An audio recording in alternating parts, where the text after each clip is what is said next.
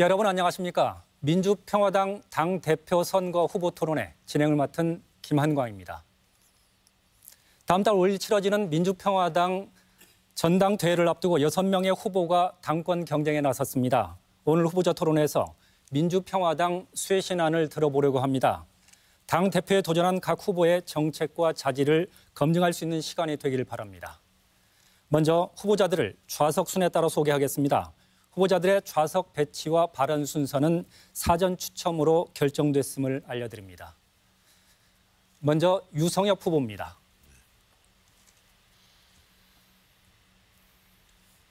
민영삼 후보입니다.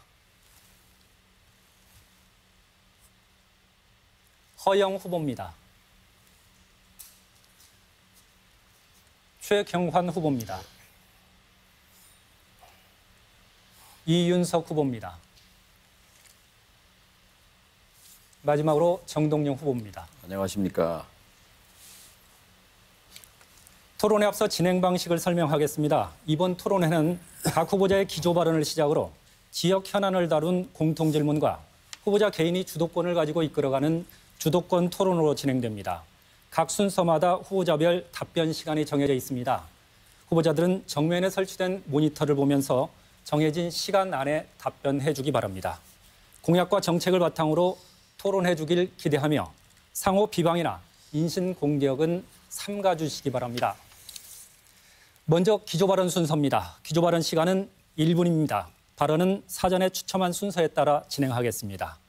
먼저 최경환 후보입니다. 네, 안녕하십니까. 민주평화당 당대표 후보 기호 1번 최경환입니다. 여러분께서 만들어주신 민주평화당이 큰 위기에 처했습니다.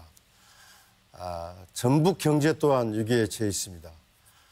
정부와 집권 여당의 전북 무관심으로 전북 도민들이 힘들어하고 계십니다. 제가 당대표가 되어서 민주평화당을 살려내고 전북 경제 살리기에 올인하겠습니다. 큰 변화, 새로운 인물이 필요한 때입니다. 저는 김대중 대통령의 마지막 비서관이었습니다. 지금 여의도 국회에는 노무현 사람들은 넘쳐나지만 김대중 사람들은 찾아볼 수가 없습니다.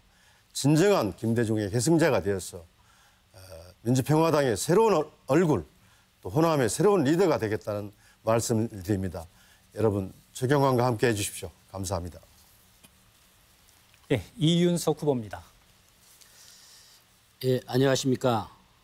전라북도 도민 여러분, 전주 시민 여러분, 기호 5번으로 출마한 이윤석 후보입니다. 저는 당 대표 출마자가 아니고 최고위원으로서 지도부의 일원이 되어서 지금 꺼져가는 호남의 민심을 살리고 민주평화당의 가치를 심고자 출마를 했습니다. 사실 여러 고민을 했습니다. 정말 출마를 해서 잘 할 수 있을지 고민 끝에 이렇게 결정을 했습니다. 여러분 보십시오. 전북 경제는 죽어가고 있습니다. 지지부진한 새만금 사업, 또 현대차 전주 상용차 공장, 군산의 GM, 또 조선소, 또 전북 정치도 죽어가고 있습니다. 더불어민주당 경선이 지금 시작되었는데 전라북도 출신은 아무도 없습니다. 정치와 경제가 모두가 죽었습니다. 그리고 문재인 정부에 너무나 우리가 과도하게 지나치게 기대를 하고 있습니다. 이런 것들을 다 해결할 수 있는 그런 지도부에 들어가고 싶습니다. 이윤석이었습니다. 정동영 후보입니다. 민주평화당 생기고 TV 토론은 오늘 처음입니다. 6분 후보들과 함께 하니까 든든합니다. 최근에 태국의 동굴 소년 구출기가 세계적인 감동을 줬습니다. 캄캄한 동굴에 갇힌 소년 13명이 공포와 기아 속에서 현명한 지도자의 안내에 따라서 극적으로 17일 만에 구출이 됐습니다. 이 축구 코치는 두려움에 떨고 있는 소년들을 안정시키고 그리고 희망을 북돋우는, 용기를 북돋우는 지도력을 발휘해서 한 사람도 다치지 않고 모두 구출하는 신화를 만들었습니다. 민주평화당이 지금 딱 그 처지라고 생각합니다. 사느냐 죽느냐 기로에 있는 민주평화당을 강한 지도력으로 살려내고자 합니다. 유성엽 후보입니다. 예, 기호 2번 유성엽 후보입니다. 우리 민주평화당 매우 어렵습니다. 작년 대선 패배, 또 금년도 지방선거 참패로 매우 어려운 상황이고 존폐의 위기까지 거론이 되는 그런 상황입니다. 그러나 전라북도 도민 여러분, 엊그제 막을 내린 그 러시아 월드컵 경기를 한번 생각해 봅시다. 스웨덴, 멕시코에 이어 패배하면서 독일에까지 전패로 가는 거 아니냐, 한국 축구가 사라지는 거 아니냐 이런 걱정을 했습니다마는 우리 한국 축구는 사력을 다해서 지난 대회 우승팀 독일을 꺾고 화려하게 부활을 했습니다. 우리 민주평화당 매우 어렵습니다마는 다가오는 21대 총선에서 원내 일당이 되고 또 치러진 대선에서 반드시 집권의 길을 열겠습니다. 유성엽이 앞장서겠습니다. 감사합니다. 민영삼 후보입니다. 안녕하십니까. 전라북도의 3만 당원 그리고 우리 평화당을 지지해 주시는 소중한 여러분 그리고 전라북도 도민 여러분 반갑습니다. 지난 4년 6개월 동안 우리 전라도 고향 사투리로 각종 텔레비에서 정치 시사 토론 프로에 패널로 열심히 참가했던 민영삼이가 정동영 인재영입위원장과 조배숙 대표님의 영입으로 인해서 지난 4월 민주평화당에 와서 전남도지사 후보로 출마하여 나름대로 선전을 했습니다마는 따가운 가슴 아픈 성적을 받았습니다. 여러분 다 아시다시피 안철수 후보가 정치적 부도를 내고 떠나버린 뒤에 정동영 의원, 최경환 의원, 유성엽 의원, 그리고 김성애 의원, 김광수 의원 등을 비롯한 14명의 국회의원과 그리고 3명의 아직도 묶여있는 3명의 의원들, 17명 의원만 남아있는 민주평화당 굉장히 어렵습니다.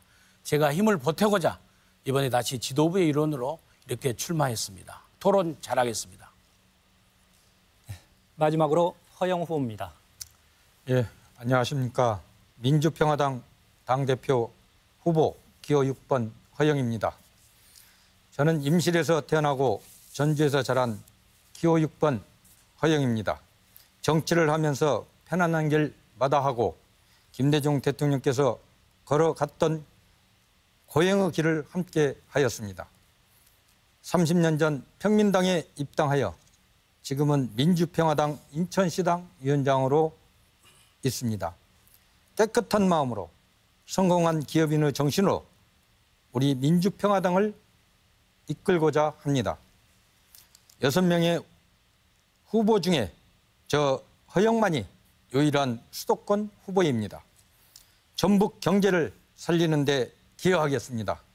성공한 기업인이 성공하는 민주평화당을 세우는 모습을 지켜봐 주십시오. 감사합니다. 모두 시간을 잘 지켜주셔서 고맙습니다.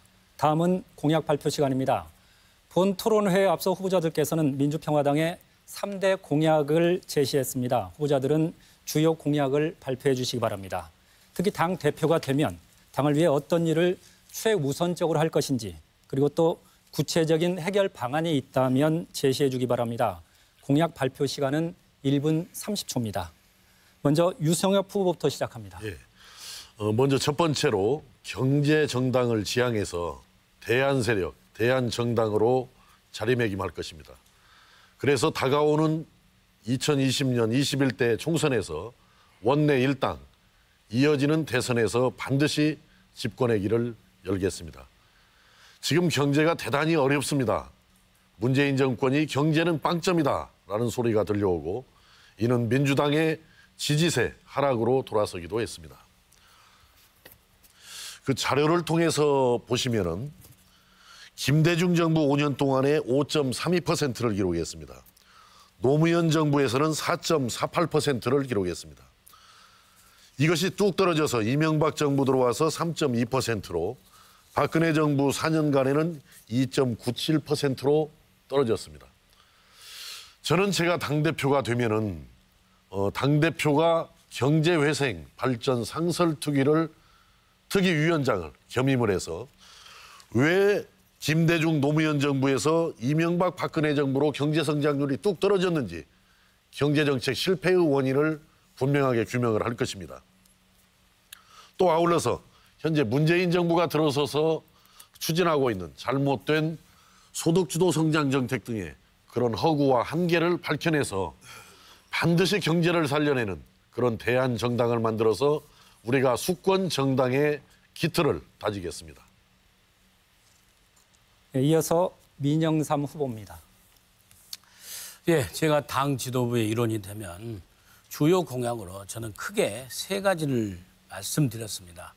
첫 번째가 무엇보다도 인재 영입에 힘을 기울여야 되겠다. 그렇게 해서 21대 총선을 제대로 준비해서 정말 누구나가 말씀하시는 전패의 기로에 있는 이 우리 민주평화당이 21대 총선에서 불끈 일어나서 2년 6개월 전에 녹색 돌풍이 일으켰던 국민의당 못지않은 그런 정당으로 우뚝 설 수 있기 위해서는 무엇보다도 인재영입위원회의 확대 개편을 통해서 인재영입을 쭉 해야 되겠다는 생각이 듭니다. 그리고 인재영입을 하기 위해서는 무엇보다도 우리 당내에 너나 할 것 없이 서로 단합하고 화합하고 정말 통합된 그 에너지를 만들어낼 수 있는 그런 당내 분위기를 만들어서 각 강호에 흩어져 있는 수많은 인재들을 다 이렇게 끌어모을 수 있는데 총력을 기울이는 그런 당내 분위기도 함께 만들어가야 되겠다.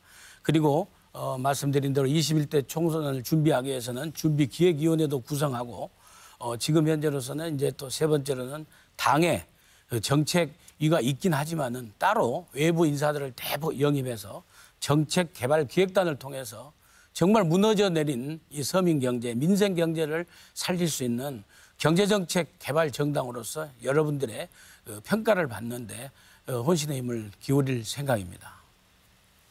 예, 다음은 허영 후보입니다. 예, 기호 6번 허영입니다. 공약 발표를 하겠습니다. 먼저 한국 정치 제도를 개선하겠습니다. 한국의 제왕적 대통령 제도를 분권형 제도로 바꿔야 합니다.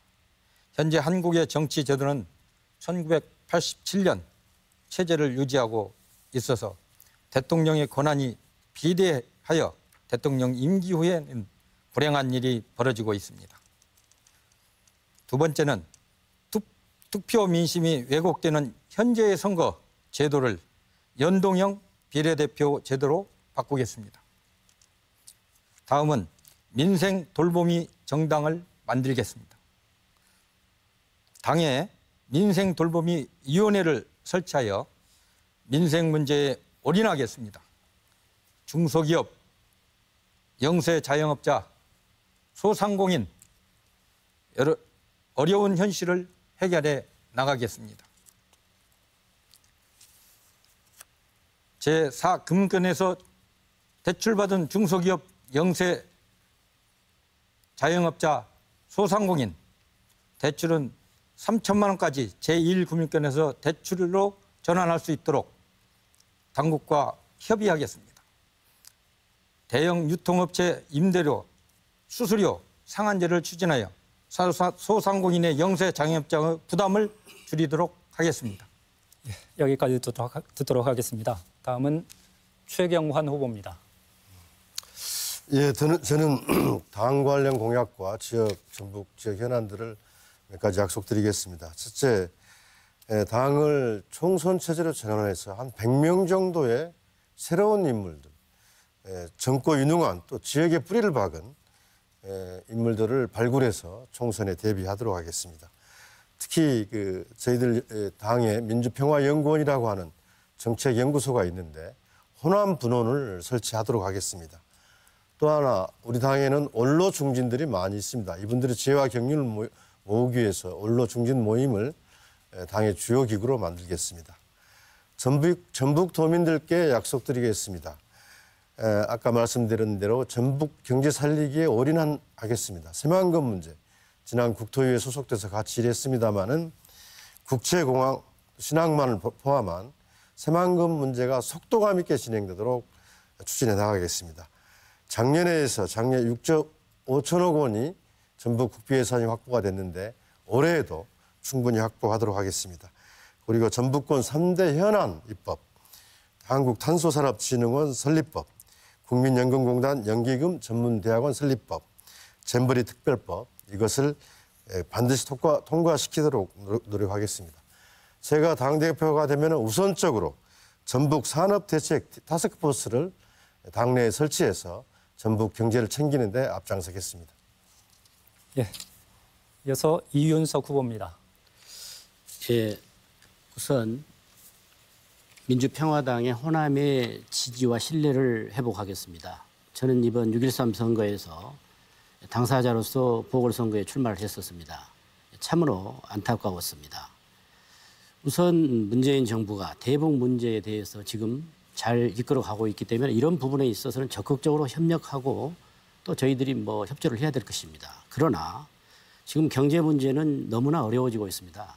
이런 대북 문제에 대한 지적도 물론 필요하지만 경제 문제에 대해서 저는 강하게 지도부에 들어가서 질타를 하고자 합니다. 지금 장하성 청와대 정책실장과 김동연 경제부총리 사이에 임금 문제로 얼마나 지금 시끄럽습니까? 그리고 김영주 고용노동부 장관과 홍영표 원내대표와 어떤 노동자 문제로 또 어떻게 지금 잘 맞아가지 않고 있습니다. 경제 문제에서 시장 정제는 자율성을 무시한 국가의 개입은 시장의 무서운 복수를 부른다고 했습니다. 또 문재인 대통령 즉 통치자의 정의감만으로도 경제가 굴러가지 않는다고 했습니다. 참으로 한심스러운 상황들이 앞으로 벌어질 수 있기 때문에 이런 부분에서 바로 잡는 그런 역할들을 지도부가 저는 해야 된다고 생각합니다. 그런 부분에서 호남의 신뢰를 회복하는 그러한 어떤 지도부의 일원이 되겠습니다. 마지막으로 정동영 후보입니다. 민주평화당을 자영업자와 중소기업을 확실하게 대변하는 정당으로 이끌겠습니다. 장사 안 되고 취직 안 되는 이 현실을 바꾸는 가장 빠른 길은 선거제도를 바꾸는 것입니다. 정치판을 바꾸는 것입니다. 선거제도 개혁의 핵심은 국민이 지지해 준 표만큼 국회에 의석을 갖도록 하는 것입니다. 연동형 비례대표라고 말합니다. 노무현 전 대통령이 말하기를 대통령 한 번 하는 것보다 선거제도를 개혁하는 것이 더 중요하다는 것을 깨달았다 이렇게 말한 적이 있습니다. 당의 민주평화정책연구원을 선거제도 개혁연구소로 개편해서 정치개혁을 열망하는 청년, 지식인, 시민사회, 소수정당들의 전진기지로 삼아갈 것입니다. 그리고 경제민주화의 선봉에 서겠습니다. 갑질을 반드시 근절하겠습니다. 갑질 때문에 서러운 눈물을 흘리는 분들이 전국 각지에 너무 많습니다. 납품 단가 후려치기, 카드 수수료, 대기업은 0.8%인데 이 영세 자영업자들은 2.5%, 1.8% 이렇게 물지 않습니까? 그리고 임대료 제한 등 서민의 눈물을 닦아줄 수 있는 경제민주화 특별위원회를 거당적 차원에서 만들고 그 안에 갑질 대책본부도 세워서 갑질 근절하는 정당 민주평화당, 자영업자와 중소기업을 위한 정당 민주평화당을 만들고자 합니다. 네, 각 후보들의 공약까지 들어봤고요. 다음은 본격적인 토론을 시작하는 첫 번째 공통질문 드리겠습니다. 경제 문제입니다. 현 정부가 추진하는 소득주도 성장 경제정책이 이렇다 할 성과를 내지 못하고 있다는 의견도 있는데요. 전북은 현대중공업과 한국 GM 군산공장 폐쇄로 더욱 심각한 상황입니다. 전북목 찾기 목소리도 계속되고 있는데요. 경제 회생을 위해 어떤 정책이 필요하다고 보십니까? 그리고 전북 경제 회생 방안이 있다면 함께 말씀해 주시기 바랍니다. 답변 시간은 1분입니다. 답변 순서는 이번에는 민영삼 후보부터 시작하겠습니다. 무엇보다도 이 소득 주도 성장 정책이라는 것은 기본적으로는 우리가 그 재벌이 돈을 많이 벌어서 그 흔히 말하는 낙수 효과로 이렇게 경제 발전을 하고 이렇게 그 서민들이 그 소득을 많이 올리는 그런 정책보다는 훨씬 더 나은 정책이라고 기본적으로는 우리가 동의를 할 수 있습니다. 그렇지만 지금 문재인 정부에서 운영하는 것처럼 이렇게 이념 편향적인 것에 꽉 묶여가지고 소득 주도 성장을 그렇게 친노동, 친노조 위주로 이렇게 밀고 가다 보니까 결국에 부작용이 굉장히 크다. 그래서 대전환의 소득 주도 성장의 틀을 지키더라도 대전환의 운영 방법에서 대전환이 필요하다라는 점을 저는 우선 그 대안으로 사실은 그 말씀드리고자 합니다. 물론 쉽지 않은 상황이긴 하지만 무엇보다도 그 소득주도 성장 운영에 바꾸자는 얘기는 무슨 얘기냐면요. 규제개혁. 규제개혁을 과감하게 풀 수 있어야 됩니다. 그렇지만은 그 당장의 규제풀이전법 하나만 해도 지금 이념에 얽매여서 못하고 있지 않습니까? 정부 여당이. 예, 다음은 허영 후보입니다. 예, 저는 한 40여 년 동안 기업을 하면서 느꼈던 것들이 많습니다. 대한민국에 사실 저는 건설업에 한 40여 년 하면서 규제에 묶여서 사업하는데 장애를 받는 일이 너무 많았습니다. 그래서 우리 대한민국의 규제를 좀 완화시켜서 소득이 발생하는데 장애가 되지 않도록 하는 것이 가장 중요하다고 생각을 하고요. 아까 우리 민현상 후보님께서 말씀하다시피 소득 주도 성장이라는 그 자체가 돈을 많이 가진 분들이 좀 더 어렵고 힘든 소상인 또 우리 서민들을 위해서 분배할 수 있는 그런 제도를 갖춰가는데 정책을 내도록 하겠습니다. 끝나셨습니까? 다음은 최경환 후보입니다. 예, 좁혀서 우리 전북 경제만 생각하면 전국 17개 시도에서 가장 힘든 지역이 바로 이 지역이라고 생각합니다. 삼중고에 처해 있습니다. 전반적인 산업 경기의 하락, 거기다가 최저임금이나 이런 근로시간 단축에 따른 부작용들이 속출하고 있고 직격탄을 맞은 건 바로 군산 공장 폐쇄, 지행 공장, 현대조선소 이런 문제였습니다. 전북 경제에 대한 시급한 대책이 필요한데요.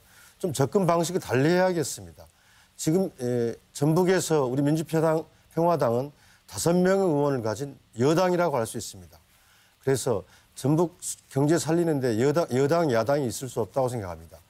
더불어민주당, 또 바른미래당 이런 의원들과 전북도 또 이런 관련 인사들을 다 모아서 전북 살리기 대책을 우리 민주평화당이 주도해 나갈 수 있다고 생각합니다. 네, 다음은 이윤석 후보입니다. 예, 지금 문재인 정부에서 경제 정책이 지금 흔들리고 있습니다. 장하성 정책실장과 김동연 부총리가 지금 소득 주도 성장론을 가지고 서로 대립하고 있습니다. 장하성 정책실장이 소득 주도 성장론을 주장하는데 실제로 이런 정책을 폈을 때 중소기업하는 사람들에게는 숨통이 조여지고 또 더구나 식당 등 자영업자를 하시는 분들에게는 굉장히 소상공인들에게는 어려워집니다. 이런 부분들을 정리하기 위해서 김동연 경제부총리는 최저임금에 대한 속도도 조절을 하자. 그리고 최저임금 인상이 하반기에 우리나라 어떤 여러 가지 경제 정책에 부정적으로 작용을 할 것이다. 이런 부분에 있어서 지금 장하성 정책실장과 여러 가지 의견이 맞지 않아서 청와대가 조금 요즘 어려워지고 있습니다. 저는 이 소득 주도 성장론은 과감하게 거둬들여야 된다고 생각합니다. 다음은 정동영 후보입니다. 최저임금 인상은 빈곤을 줄이고 불평등을 완화하는 데 기여합니다. 방향은 맞습니다. 그러나 최저임금을 올리게 되면 어떤 이는 일자리를 잃고 어떤 이는 소득이 늡니다. 그렇기 때문에 이것은 전체적으로 종합적으로 추진해야 합니다. 최저임금 인상과 경제민주화 두 바퀴로 가야 한다는 말이죠. 이 정부는 지금 조급증에 빠져 있는 것으로 보입니다. 두 번째, 군산 자동차 자율주행차 전략기지로 만드는 것이 해답입니다. 전 세계 대기업들은 다 반도체와 통신기술을 바탕으로 자율주행차를 4차 산업혁명 시대의 먹거리로 보고 있습니다.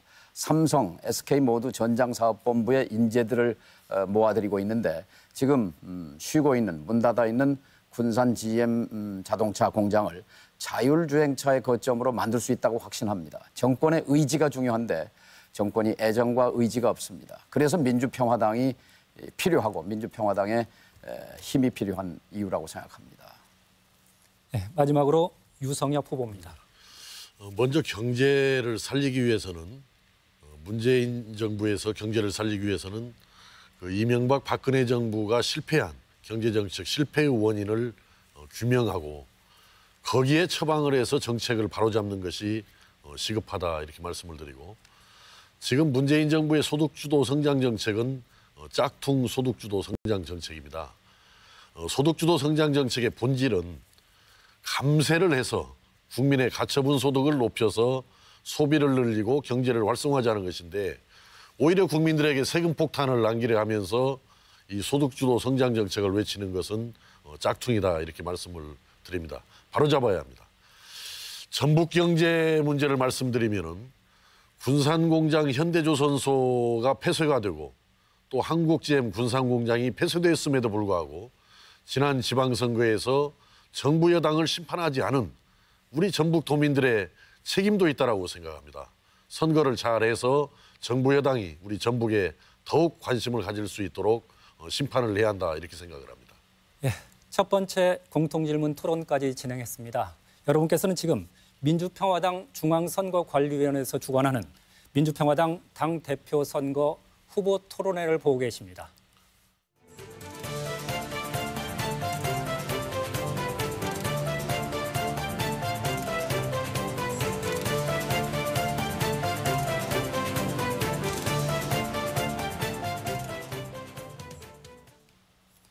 이어지는 순서는 주도권 토론입니다. 후보자 간 정책과 공약, 자질을 살필 수 있는 질문과 답변을 해주시기 바랍니다. 토론 방식을 설명하겠습니다. 주도권을 가진 후보자가 나머지 후보 5명에게 질문할 수 있습니다.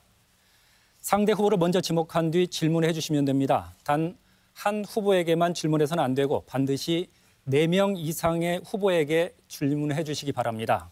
필요할 경우 사유자 권한으로 제재할 수 있음도 알려드립니다. 한 후보가 사용할 수 있는 주도권 토론 시간은 8분입니다.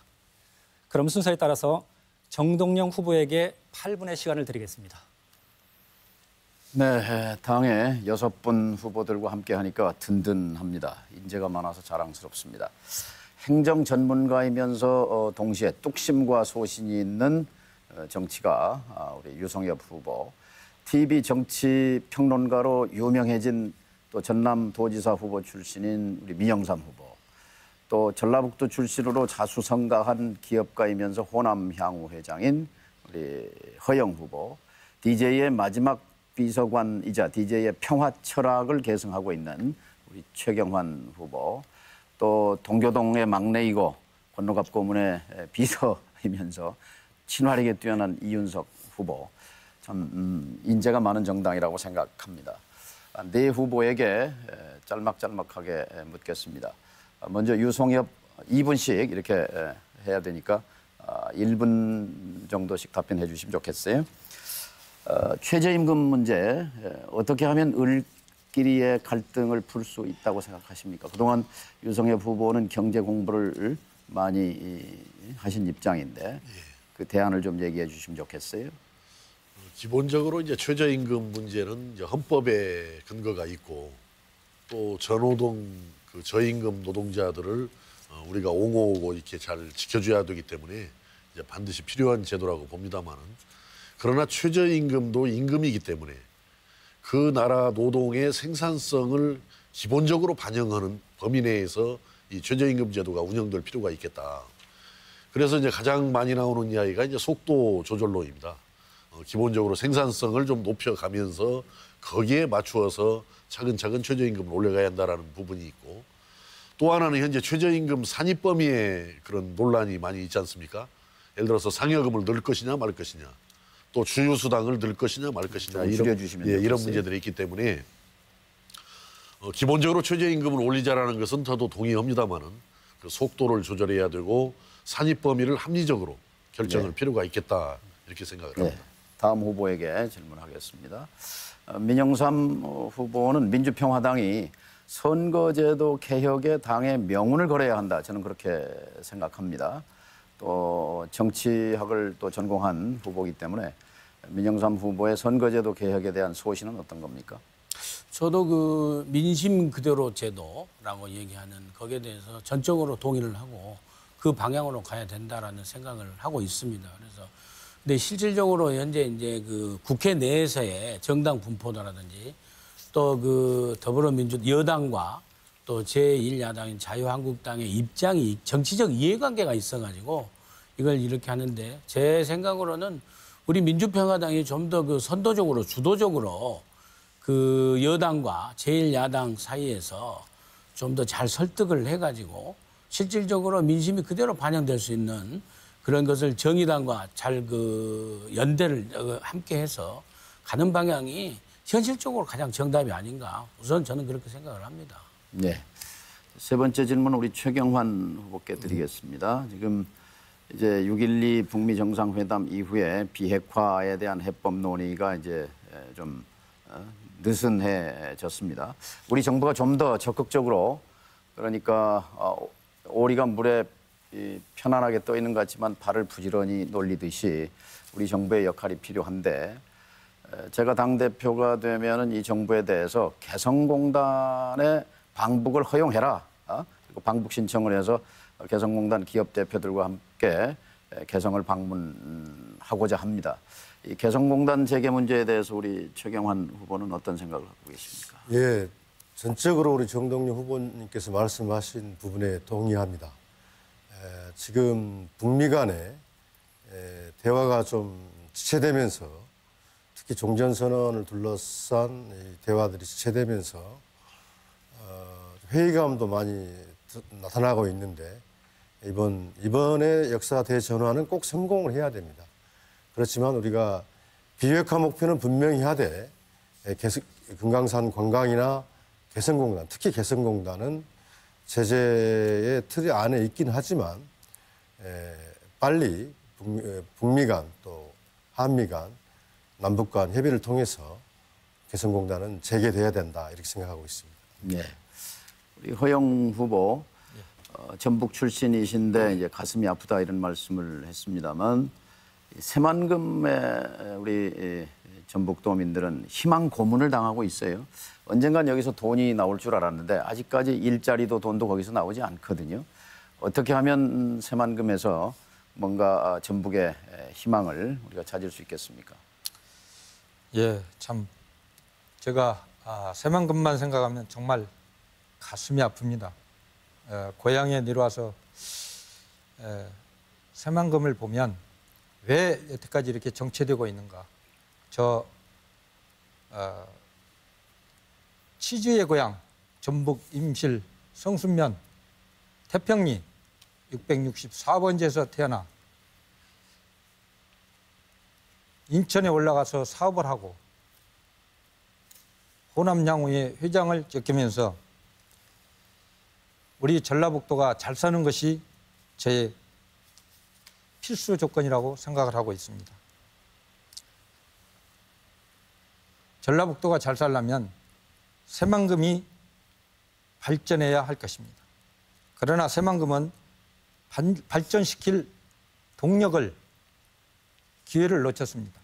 한 10여 년 전에 옆에 계신 우리 정동영 후보님께서 대통령이 되었다면 새만금은 지금 이렇게까지는 되지 않았을 거라고 생각합니다. 크게 발전했을 것이다. 이렇게 생각하는데 그러나 그것은 다 지났고요. 21세기의 물류 운송의 핵심인 국제 항공 건설이 필수적이다. 이렇게 생각을 하고 있습니다. 예, 거기까지 듣겠습니다. 우리 이윤석 후보님, 당의 화합과 단합을 위해서 중재자가 되겠다 이렇게 출마 선언문에서 밝히셨어요. 예. 최고위원이 되고 당대표가 되면 어떻게 당을 화합하고 단합시킬 것인지 친화력이 뛰어나신 분입니다만. 저희들이 우선 호남에서부터 이렇게 지지를 받지 못해서 참으로 아쉬웠습니다. 물론 안철수 대표가 저희 모든 것을 참 가져가 버렸습니다. 바른미래당으로 가셨고 그리고 또 이번 지방선거도 안철수 후보 때문에 안철수 어떤 대표 때문에 이렇게 우리가 엄청난 피해를 봤습니다. 그런 또 책임 선상에 우리 어찌됐든 당 지도부에 계셨던 분들에게도 책임이 있습니다. 그렇기 때문에 이번에는 들어가면은 저는 과거의 지도부하고는 다르게 우리 호남의 인심을 얻을 수 있도록 좀 적극적으로 여러 가지 현명할 것은 현명하겠지만 우리가 이렇게 당하고 사는데 그런 목소리를 내질 않아요. 지금 경제가 어려워지고 이렇게 호남의 여러 가지 어떤 기업들이 그리고 일반 가게들이 다 쓰러져 가는데 너무 침묵하고 있는 이런 것을 좀 개선을 했으면 그런 생각입니다. 시간이 다 예, 돼버리네요. 시간이 다 지났습니다. 8분 시간을 너무나 여유 있게 쓴 것 아닌가 하는 생각이 들 정도인데요. 다음은 유성엽 후보 역시 8분의 시간 드리겠습니다. 예. 먼저 차례대로 정동영 후보님께 먼저 질문을 하나 드리도록 하겠습니다. 이번 우리 지방선거에서 우리는 단순한 패배가 아니고 아주 참패를 했습니다. 그 참패 원인에 여러 가지 이유들이 있겠지만은 그 중에서 한 가지를 꼽는다면은 우리 쪽의 이유를 꼽는다면은 국민의당에서 민주평화당으로 분열된 것이 그 참패의 원인 중에 이제 우리 측의 원인이다 이렇게 말씀을 드릴 수 있는데 그렇게 된 데는 저는 국민의당에서 민주평화당으로 분열된 데는 안철수 전 대표의 책임이 제일 크다라고 생각합니다만은 작년 전대에 우리 정동영 후보님께서 안철수 후보를 꺾지 못한 것이 그 안철수가 잘못된 길을 선택할 수 있는 길을 만들어 주셨다. 그래서 저는 우리 정동영 후보님께서 작년에 패한 것이 이런 그 잘못을 만들어 주었기 때문에 이런 정치적인 책임이 저는 있다라고 생각합니다. 그런데 이번 전대에 또 다시 이렇게 나서시는 것은 좀 납득하기가 좀 어렵다. 이해하기가 곤란하다 이렇게 보는데 거기에 대해서 한번 말씀을 해주시기 바랍니다. 민주평화당이 지금 우리가 어떤 자리를 놓고 경쟁하는 건 아니라고 생각합니다. 민주평화당은 정확하게 얘기하면 아직 당이 아닙니다. 그러니까 집으로 비유하면 우리는 천막을 치고 선거를 치렀는데 쓰나미가 몰려와서 천막이 떠내려가고 주춧돌만 있는 거지요. 그러니까 우리는 지금 거기에 기둥을 세우고 석가래도 붙이고 대들보도 놓고 지붕도 올리고 하는 그런 이제 집을 신축해야 하는 과정이 있기 때문에 그래도 당을 만들어 본 경험 또 지지율이 낮았던 정당을 단시일 내에 지지율을 끌어올린 그런 경험을 가지고 어쨌든 이 민주평화당이 소멸하지 않고 만들어지려면 우리 모두가 힘을 다 합쳐야죠. 그래서 함께 노력해서 집을 지어야 한다. 그런 생각으로 출마했다 하는 말씀 드립니다. 뭐 정치적 책임에 대해서는 말씀을 나누시네. 중진이니까 뭐 책임이 제일 무겁죠. 예, 그리고 잘 또한 알겠습니다. 역할도 잘 무겁다고 알겠습니다. 생각합니다. 시간 관계상 또 다음 기회 때 또 여쭙도록 그렇게 하겠습니다. 우리 이윤석 후보님께 질문을 드리겠습니다. 지난번 보궐선거에 출마하셔가지고 여러 가지 참 광풍 쓰나미 때문에 고생을 많이 하셨는데 정말 당을 위해서 저는 헌신하신 것이다 이렇게 말씀을 드리면서 지금 출마하시면서 농어민 대표 역할을 자임을 하셨어요. 근데 현재 우리 농촌 농업의 현실을 들여다보면은 쌀값, 채소값이 요새 좀 천정부지로 올라가고 있습니다. 그 올라가면 좋아야 하는데 정작 우리 그 농업인들 당사자 입장에서는 손에 쥐는 것이 없다. 쌀값, 채소값은 농산물 가격이 올랐지만은 손에 쥐는 것이 없다라는 또 현장에 여러 가지 하소연들이 있거든요. 거기에 대한 대책은 혹시 가지고 계시는지? 예, 저희들이 전라남북도가 농도입니다. 그러다 보니까 주 생산품이 뭐 생산 품목들이 쌀값, 쌀, 그리고 뭐 배추, 또 양파, 또 여러 가지 감자, 대파, 뭐 이런 품목들이죠. 예, 그런 품목들이 제값을 못 받고 있는 이유는 정부 정책이 잘못됐기 때문입니다. 저희들은 지금 현재 정부가 제대로 수입을 얼마를 농산물을 하고 있는지 통계를 제대로 알지 못하고 있습니다. 지금 이 주변에도 여러 가지 양곡 저장 창고가 있습니다만은 아마 7, 8년 된 그런 재고미들이 지금 쌓여 있을 겁니다. 그리고 양파값이 조금 제값을 받으려고 하면 바로 중국산 양파를 이제 저온 창고에서 풀어 제낍니다.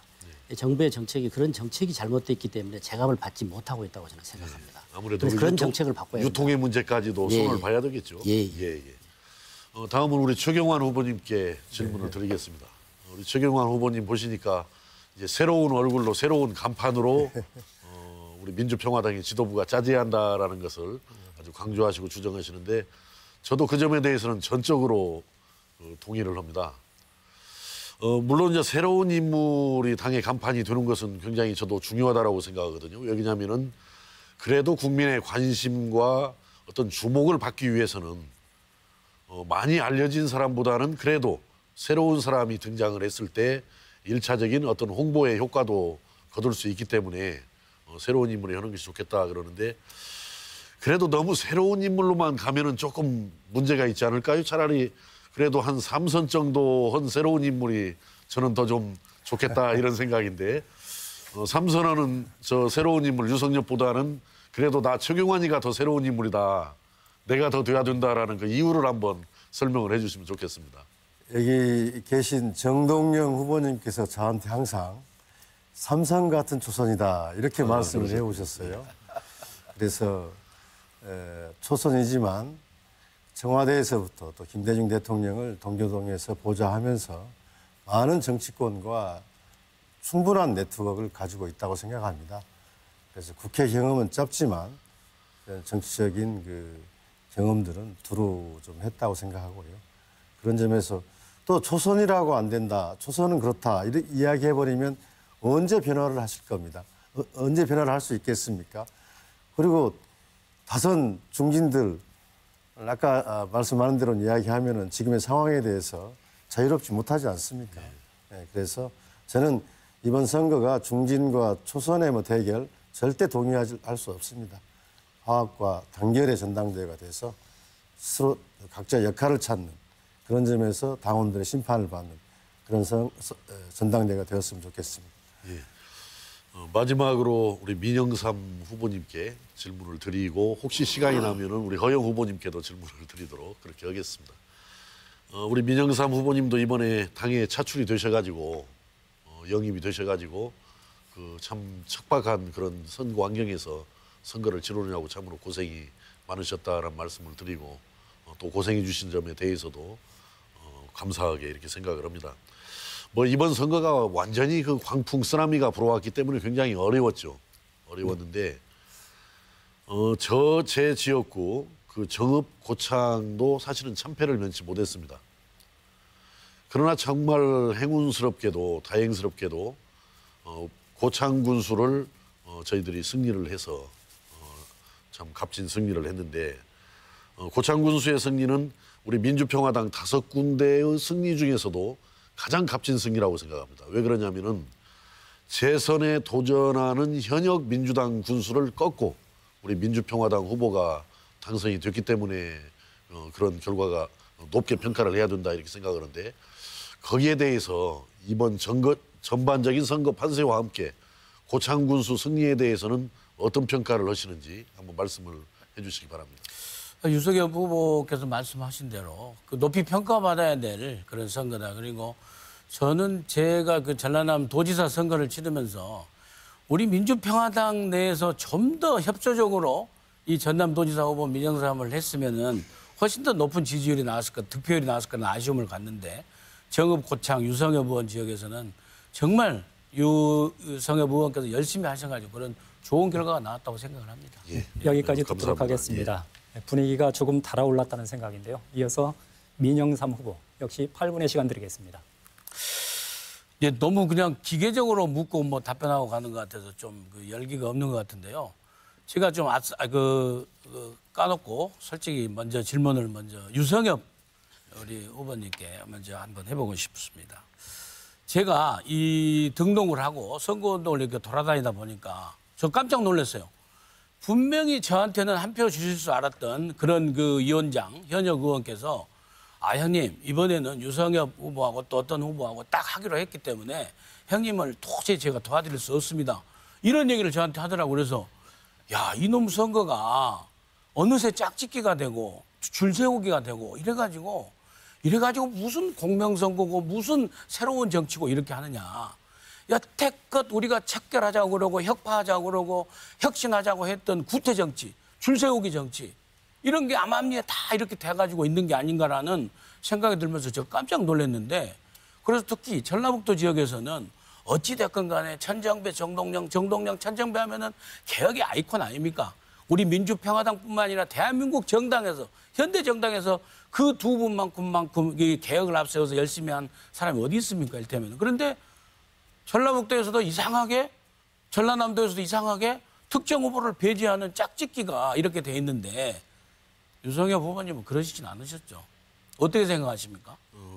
아주 뭐 날카로운 질문을 하신다고 해서 긴장을 했는데 질문 듣고 보니까 뭐 긴장할 일이 하나도 아니라서 다행입니다. 저는 뭐 저 혼자 캠프도 차리지 않고 무캠프 선거운동을 벌이고 있고 전혀 뭐 캠프 진영도 짜지 않았지만은 어느 후보들하고 뭐 같이 연대나 뭐 짝짓기 이런 부분이 전혀 없습니다. 그리고 시도해본 바도 없고 또 다른 사람들보다 저를 도와달라고 요청한 것도 없습니다. 아마 돌아다니시면서 나는 유성엽이를 찍어야겠다라고 말씀하는 분들은 아마 자연 발생적으로 이 시점 이 상황에서는 유성엽이가 민주평화당의 선장을 맡는 게 좋겠다. 아마 이런 판단에서 자연 발생적으로 나온 결론이겠지.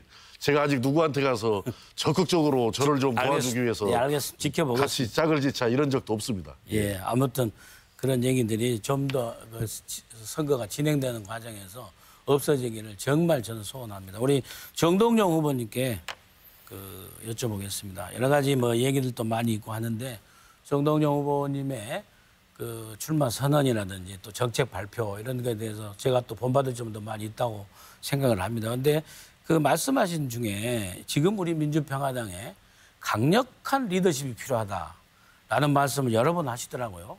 그래서 거기에 대해서 좀 거부 반응이 있는 분들도 있습니다. 사실은 그게 이제 1인 1표하고 1인 2표 제도를 가지고 우리가 최고위에서 논의하는 과정에서도 그런 그 얘기가 나오고 했었는데 정동영 후보께서 말씀하시는 강력한 리더십, 우리 민주평화당에 필요한 강력한 리더십의 그 내용이 무엇인지 좀 소신 있게 말씀을 해주시기 바랍니다. 세 가지가 중요해요. 하나는 방향, 그걸 이제 노선이라고 하는 것이고, 그다음에 역시 경험이 있어야 한다고 생각합니다. 그리고 또 추진력이라고 생각합니다.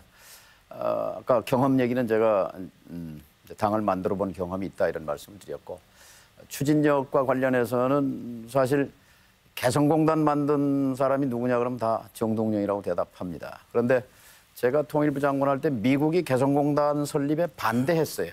정부 내에서도 정보기관이라든지 국방부라든지에 대해서도 거기서도 소극적이고 반대 여론이 반대 기류가 컸어요.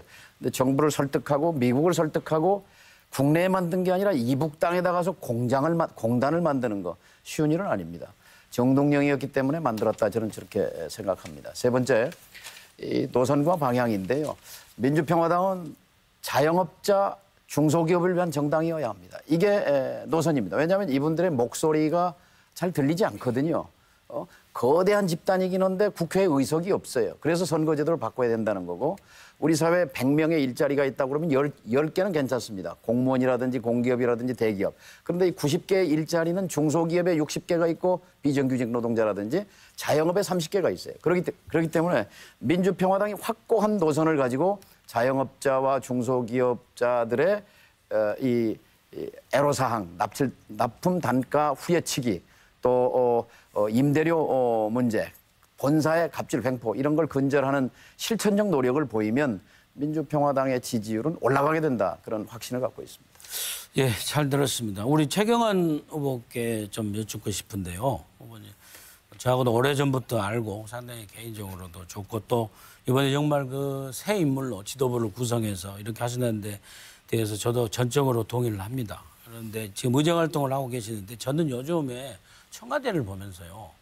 과거 이제 청와대도 김대중 대통령 모시고 계시지 않습니까? 청와대만 있고 내각이 없어요. 제가 보기에는. 그래서 경제부처 장관들이 경제수석한테 쩔쩔쩔 매고, 그래서 정말 지금 운영하는 이 문재인 정부야말로 진짜 우리가 그렇게 척결하고자 했던 재앙적 대통령제에 그렇게 운영하고 있는데, 청와대의 그 수석 제도를 비롯한 청와대 여러 가지 내용은 개헌 사항이 아니지 않습니까?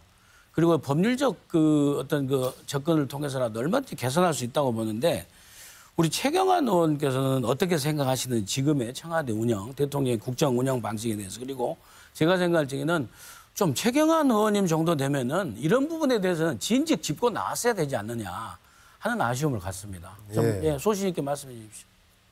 문재인 정부의 청와대 매우 걱정되는 상황입니다. 우리 민영삼 후보님 너무 중요한 지적을 해주셨는데요. 청와대 권력이 너무 비대해지고 내각은 보이지가 않고 청와대가 모든 것을 결정합니다. 근데 결정 과정이 투명하지도 않고 뭔가 좀 비밀스럽게 결정돼서 내각이 하달되고 총리도 안 보이고 장관들도 안 보입니다. 이른바 선출되지 않는 권력들이 수석, 비서관들이 그렇게 모든 것을 결정하고 있는 매우 위험한 상황이고 이런 상황이라면 앞으로 이전 정권들처럼 많은 또 사건들이 발생할 수 있고 국정 운영이 이렇게 되면 안 됩니다. 그래서 지금 청와대 정부라고 부르고 있습니다. 청와대 정부. 그렇게 되면 안 되고 내각이 다스리는 정부가 돼야 됩니다. 그래서 문재인 대통령도 이런 중심을 청와대에서 내각으로 옮겨야 된다. 이렇게 생각하고 있습니다. 최경환 의원님께서 운영위원회에서 좀 더 질타를 좀 해 주십시오. 네, 알겠습니다. 그 시간이 지금 없는데 우리 이윤석 의원님, 후보님 뭐 저하고 동양이고 뭐 아무튼 워낙 전남에 또 두 후보로 오셨는데 어떻게 막판에 이렇게 오셔가지고 제가 전남에서 좀 열심히 해보려고 했더니 표가 나눠지고 아쉽습니다만 아무튼 워낙 그 농어민 이쪽 주기 잘했는데 소득주도 성장 정책에 대해서 간략하게 다시 한번 좀 비판해 주십시오. 조금 전에도 말씀했습니다마는 이 정책을 청와대 장하성 정책실장이 지금 주도를 하고 있는데 옆에 계신 유성혁 후보께서도 짝퉁 소득 주도 성장론이라고 이렇게 이야기하고 있습니다. 그런 정책은 빨리 거둬들여야죠. 네, 시간이 다 됐습니다. 네, 다음은 허영 후보가 주도권 토론 이어가겠습니다. 예. 먼저 조금 전에 우리 정동영 후보님께서 새만금에 대한 말씀을 했으니 새만금에 대한 질문을 좀 하겠습니다. 먼저 우리 이윤석 후보님께 질문을 좀 드리도록 하겠습니다. 새만금 발전 핵심 공항을 새만금이 시작된 지 한 30여 년이 됐습니다. 지나도록 우리 새만금의 공항 부지를 아직도 찾지를 못하고 있어요. 그런데 이윤석 그 후보님의 그 지역구에 무안에 군민들이 우리 새만금 지역의 공항 국제공항 시설을 건설하는데 절대적으로 반대를 많이 했습니다. 아시죠? 질문해 주셔요.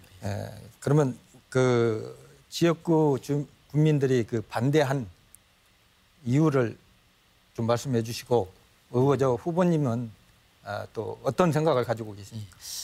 우선 전라북도의 새만금 사업이 1991년도에 시작됐습니다. 예. 참 지역에 그래서 인물이 필요한데 당시 농림부 장관이었던 항인성 장관님께서 노태우 정부로부터 그때 결정을 해낸 거죠. 예. 지금까지 뭐 30년 이상이 지났는데 정동영 후보님도 말씀하셨지만 정말 고통스러운 일이에요. 거기에 보면 뭐 항구, 공항, 또 클러스터 사업, 뭐 팜 사업, 농업 뭐 이런 것들이 있는데 지금 말씀하신 공항 문제는 찬성하는 사람도 있고 반대하는 사람도 있고 무안공항을 광주공항으로 가져가는데 군공항을 가져가라 하니까 군공항이 와야 된다는 사람도 있고 받지 않는다는 사람도 있고 또 우리 무안을 생각하는 사람들은 뭐 새만금에 공항을 만들지 않아야 된다 뭐 이런 주장도 있을 수 있지만 대체적으로 그건 큰 흐름은 아니라고 봅니다. 그리고 뭐 저는 새만금에 뭐 공항이 정말 그 제대로 된 공항이 들어서는 것을 저는 반깁니다. 네. 예. 찬성하는 식입니다. 그렇죠. 예. 예. 그러면 이번 전주에서 토론이 끝난 이후에 네. 또 광주에서도 토론이 거기서도 있을 찬성할 것인데, 거예요. 예. 예. 그때도 이렇게 지금 말씀하신 예, 대로 예. 우리 예, 예. 새만금 공항에 네. 그 공항을 건설하는데 찬성의 발언을 하실 수 찬성하죠. 있겠습니다. 서로 발전해야 예. 되니까 상생해야 되니까. 예. 또 우리 추경환 우리 후보님께 좀 말씀을 좀 드리겠습니다. 이어서 어떻게 보면 우리 저 최경환 의원님께도 광주에 공항이 있습니다. 근데 우리 이윤석 후보님처럼 각자 두 분이 이렇게 공항을 끼고 계시는 후보인데 우리 새만금 공항의 건설에 대해서 또 어떻게 좀 생각을 하고 계십니까? 새만금 사업의 키포인트는 두 개의 축이 있다면 국제공항하고 신항만입니다. 그래서 국제공항은 반드시 필요한 것이고 저는 허영 후보께서 말씀하신 것처럼 무안공항 대 새만금 공항의 대결 구도로 하면은 절대 문제는 풀어질 수 없다고 생각합니다. 지금 문재인 정부, 역대 정부, 문재인 정부까지 새만금에 대한 마스터 플랜 또 비전 이것들이 못 됐던 게 문제입니다. 지금 22조를 투자해야 되는데 지금 얼마가 됐습니까?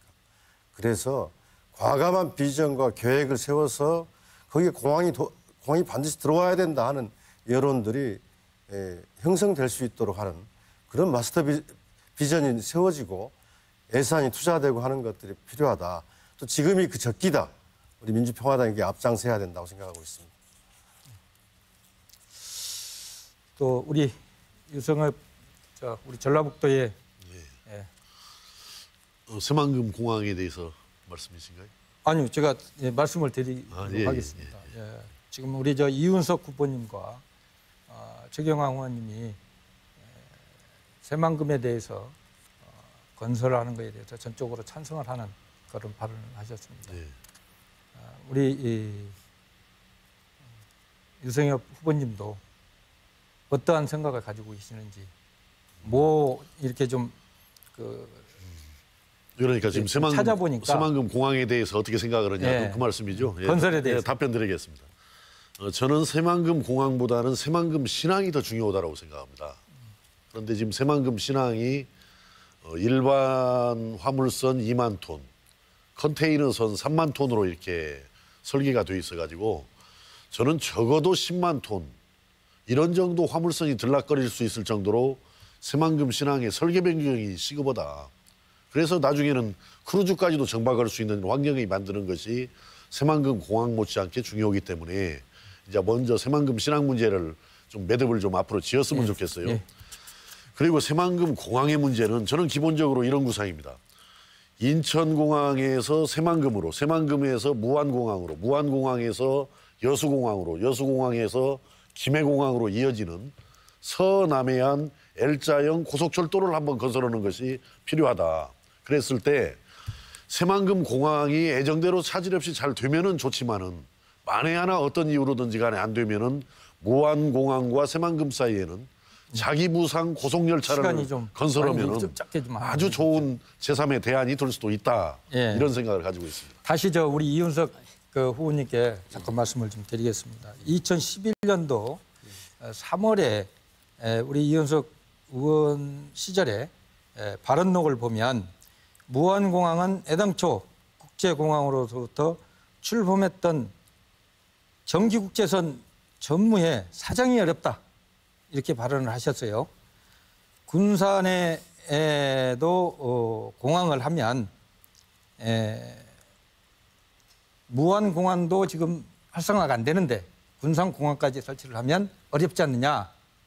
그래서 반대 의견을 내셨었습니다. 그런데 지금은 일단 아까 말씀하신 대로 찬성을 하셨어요. 그 이유 어떻습니까? 답변을 드리겠습니다. 아니 그러니까 그 부분에 대해서 그때는 반대를 하셨는데 지금은 찬성한 이유가 뭐라고 생각하세요? 짧게만 좀 주십시오. 아니, 공항이 정읍도 공항을 만들기로 했어요. 그때 당시에. 그리고 군산에도 마찬가지였고. 그러나 지금 이야기하고 있는 건 새만금 제가 시간이 없으니까. 아니 그렇게 잠깐만 그 부분은 또 새만금 단지 내에 아니 제가 광주에 가서 그때 그럼 보충 설명을 좀 해주시고 그때 지금은 그렇게 해주셨는 그때는 반대를 하셨는데 지금은 새만금 내에 찬성을 하셨잖아요. 새만금 내에 공항은 항만과 반드시 있어야 된다 그 말이죠. 아니 그러니까 그때는 반대를 하셨는데 지금은 또 찬성을 하시니까 제가 후보님 지금 시간이 다 돼갑니다. 마지막 그 답변을 할 수 있도록 해주셔야지. 저 시간이 다 됐는데 우리 정 의장님께 좀 말씀을 좀 드리겠습니다. 10초밖에 안 남았어요. 10초뿐이 안 남았어요. 35사단 이제 취지 마을 우리 임실로 옮기는데 여러 가지 말이 많았습니다. 그게 옮기는 과정에서 어떻던 일이 있었는지 좀 말씀을 좀 짧게 해주시면 고맙겠습니다. 아이고 지나버렸네요. 시간이 다 돼가지고 지났습니다. 다음에 해야겠습니다. 그 시간은 8분입니다. 8분이고 중복 질문 시간 관리를 잘해 주시기를 부탁드리고요.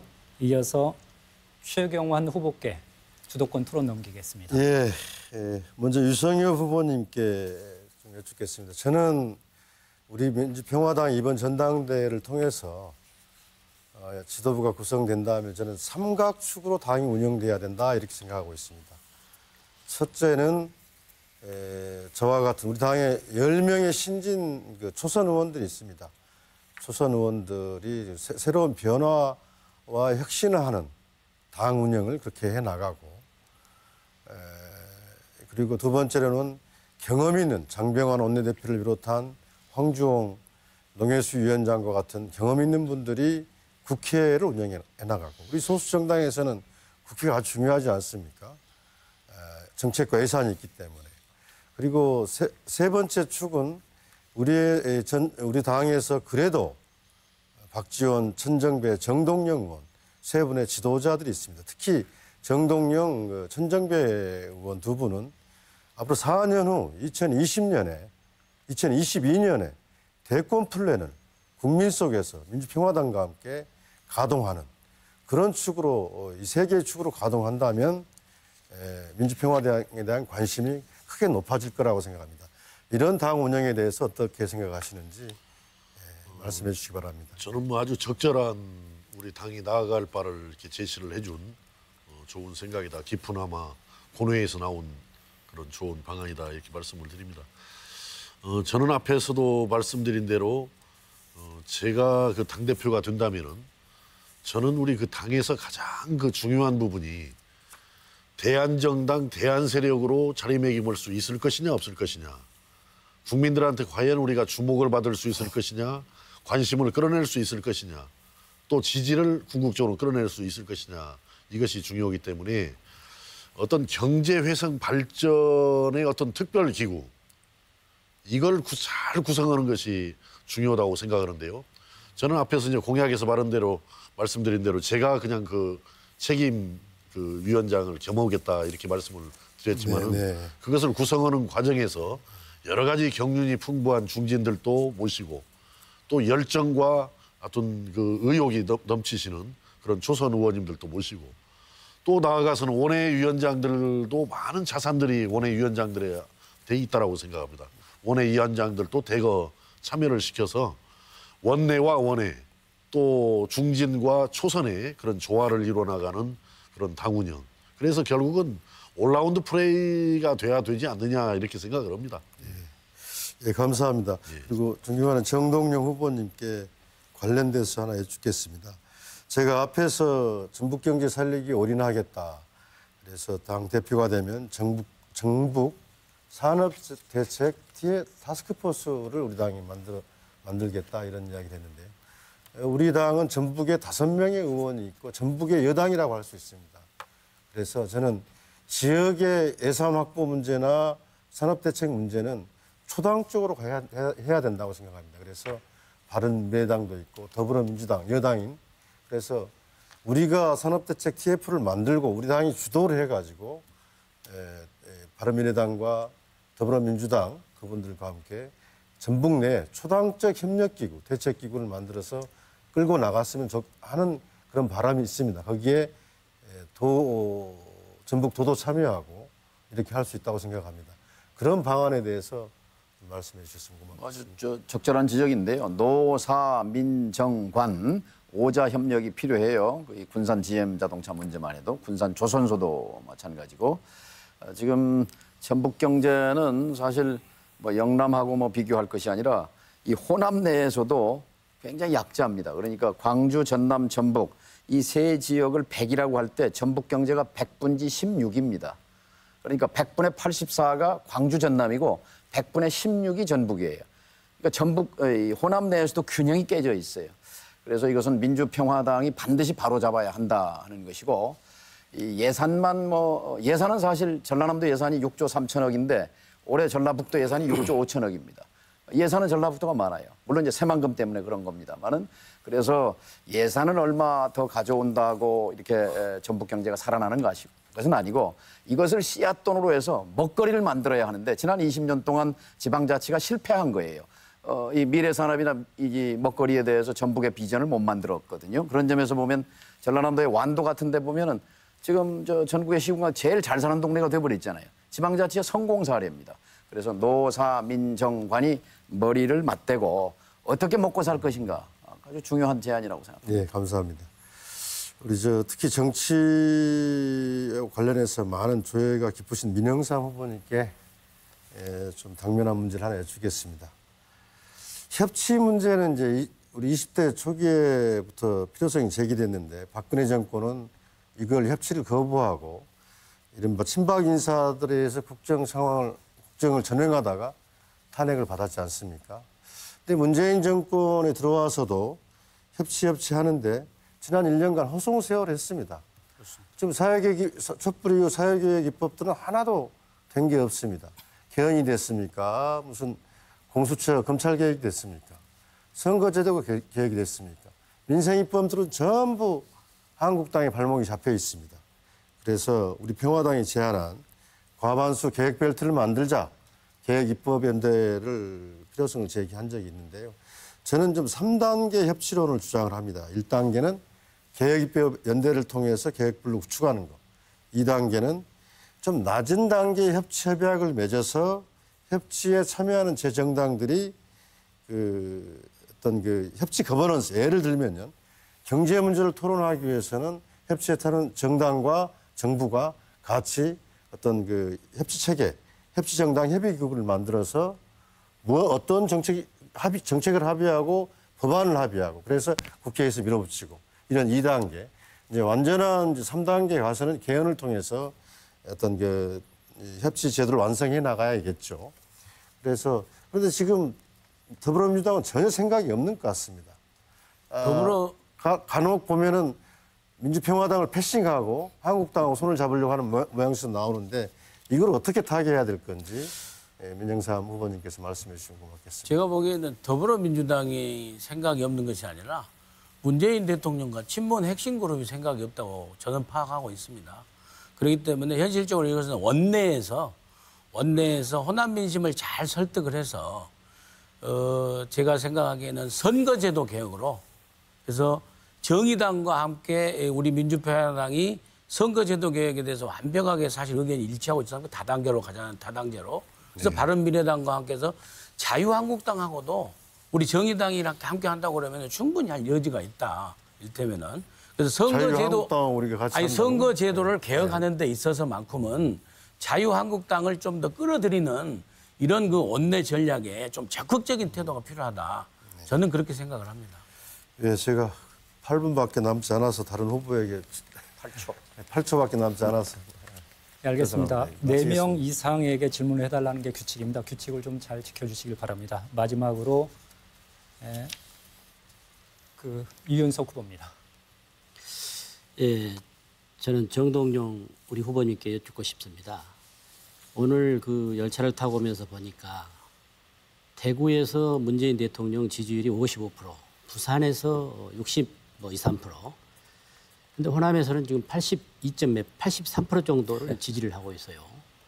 이건 뭔가 지금 우리 호남이 잘못 판단해가고 있지 않는가. 우리가 지금 정동영 후보께서 아주 굉장히 전문적인 남북 평화 그 부분에 대해서 그건 인정을 하지만 경제 문제가 너무 어려운데 저는 후보님께 여쭈고 싶은 것이 지금 문재인 대통령이 이렇게 너무 성급하게 성과주의를 지금 지향하고 있고 단기간에 또 여론을 의식한 포퓰리즘으로 너무 나가고 있다고 생각하는데 이런 부분들을 강력한 지금 지도력을 펼치시겠다고 하셨는데 좀 앞으로 당의 지도부가 되시면 문재인 대통령과 정말 날카로운 각을 세우고 싸우실 수 있겠습니까? 예, 우린 야당입니다. 그러니까 결코 준 여당이 아니죠. 그리고 우리는 첫째 아까 선거제도 개혁을 이루어야 한다고 했는데요. 제도 개혁에서 적당과 우당이 따로 없습니다. 제도 개혁은 누구나 손잡을 수 있습니다. 아까 민영삼 후보 지적을 하셨는데 선거제도 개혁을 위해서는 자유한국당 끌어들여야 합니다. 그리고 이 문재인 정부가 지금 남북 평화 문제는 우리가 적극적으로 뒷받침해주고 또 이끌고 가야 하는 것이고 그러나 지금 경제 문제는 실패하고 있습니다. 소득주도 성장의 이 종합 패키지가 아니고 어떻게 보면은 그냥 최저임금 인상 하나 6,470원을 작년에 7,530원으로 올해 8,350원으로 29%를 끌어올렸는데 이 최저임금 올리면 저소득층의 소득이 늘어나고 소득이 늘어나면 이 내수가 돌고 내수가 돌면 경제가 성장한다. 이런 단순 논리가 지금 작동하지 않는 거거든요. 그런데 지금 재벌 눈치 보기를 하고 있어요. 무슨 얘기냐면 지금 양극화되어 있지 않습니까? 대기업과 중소기업이. 우리 중소기업은 이윤을 잘 못 냅니다. 이윤율이 낮아요. 대기업은 사내 유보가 많고 이윤이 높고 이것을 어떻게든지 마른 수건 쥐어짜기로 중소기업을 쥐어짜서 일자리 약 88%를 갖고 있는 이 중소기업과 자영업에 말하자면 돈이 돌도록 만드는 거. 이 근본을 손대야 되는데 정권 잡고 1년 동안 국회를 통과한 이 개혁 입법, 제도 개혁이 한 건도 없어요. 민주평화당이 바로 이것을 날카롭게 지적하고 대안을 가지고 이끌어가야 한다고 생각합니다. 제가 드리고 싶은 말씀은 민주평화당이 그동안 국회에서 원내외에서 다 잘 싸우지 못했기 때문에 저희 당의 지지율이 지금 이렇게 낮고 지금 그 어떤 우리 호남민들이 좀 판단에 약간 여러 가지 미스가 있지 않는가 나는 그걸 사실 걱정을 해요. 아까 유성엽 의원도 지적을 했지만 공감합니다. 예. 우리 유성엽 후보님께 제가 질문을 드리겠습니다. 저는 유성엽 후보님과 그 경제 공부를 하는 데 대해서 굉장히 놀랐습니다. 참 우리 나라에 또 전라북도에 저런 훌륭한 정치인이 또 커가고 있구나. 그리고 정말 그 작은 지지로 정읍시장에 당선되고 또 무소속으로 국회의원을 2번을 당선되고 그 정치 어려운 정치판에서 그리고 지금 이렇게 또 이제 당 대표까지 나가신다고 했단 말이에요.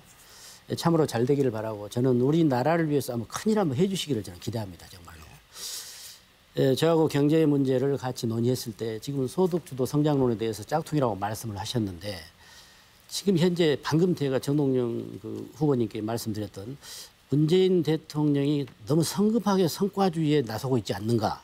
그리고 두 번째로는 너무나 어떤 모든 것을 포퓰리즘으로 가다 보니까 이제 크게 지금 브레이크가 걸렸단 말이에요. 이런 부분에서 공감하고 계신지 본인 의견을 한번 말씀해 주십시오. 저도 뭐 전적으로 그 이윤석 후보님께서 말씀하신 그런 문재인 정부의 경제정책 잘못에 대해서 생각을 거의 같이 옵니다. 그러나 이제 거기보다도 제가 문재인 정부에 대해서 정말 아쉽게 생각하는 것은 왜 적폐청산은 참으로 잘하면서도 경제 분야에 있어서의 적폐청산은 전혀 못 오고 있는 것인가.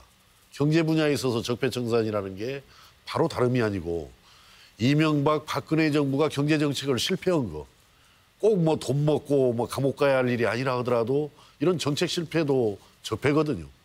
그래서 문재인 정부의 가장 아쉽게 생각하는 것은 지금 시행하고 있는 정책의 한계나 허구성도 문제지만은 왜 이명박 박근혜 정부의 경제정책 실패의 원인을 규명해내지 못하고 있는가. 거기에 처방한 경제정책을 마련하지 못하고 있는가.